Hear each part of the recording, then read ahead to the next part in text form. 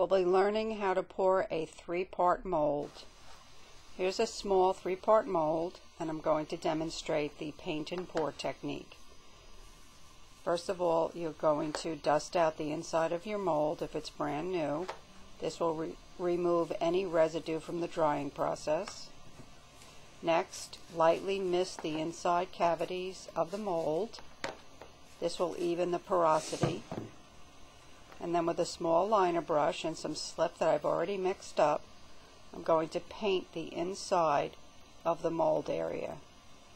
By painting on the slip, you'll be able to cover every single solitary area inside the mold, and you won't open the mold after pouring, only to be disappointed that certain areas weren't covered by the slip. So, very carefully, you just continue to paint on the slip, and you're going to do one full coat of slip on all 3 sections, and then you go back and do the second coat on all 3 sections. Let me move this out of the way here.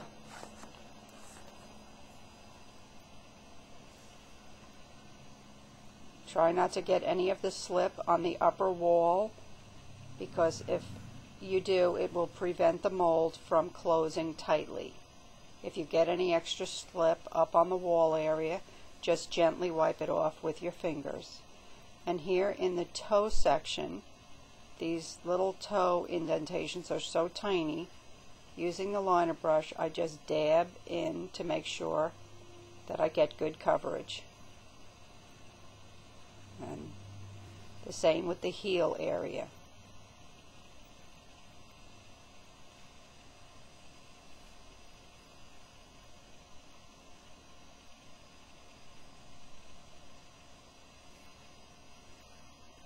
I'm going to dab a little bit more in the heel section.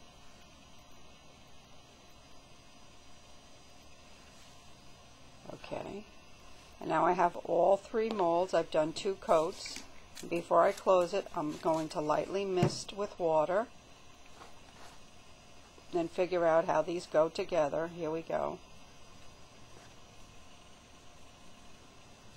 And then once the mold is together, you just take your rubber bands and you rubber band both sections so that it's one tight unit. Don't cover your pour hole. Okay, so now we're ready to pour. I've already prepared my slip. It's nice and loose. It's the consistency of cream. I've stirred it with my dowel. And now I'm going to pour into the mold in a very steady, continuous, thin stream of slip. And you just fill the mold to the top.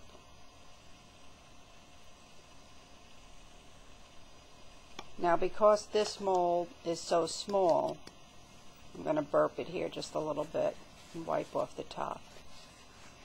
Okay, now because it's so small, I'm going to cover it and just use gravity to have the slip go into every little nook and cranny. And once again, because it's so small, I'm going to empty it right away.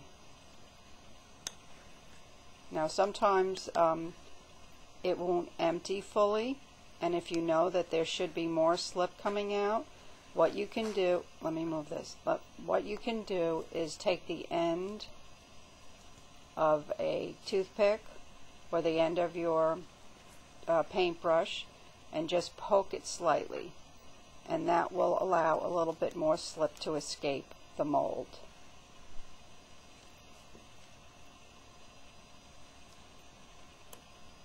You can see each time I poked it, a little bit more slip came out. So that should be enough for this little mold. So at this point, here's the other 2-sided mold that I poured and emptied. Just check it here. And then I just set the molds aside to dry.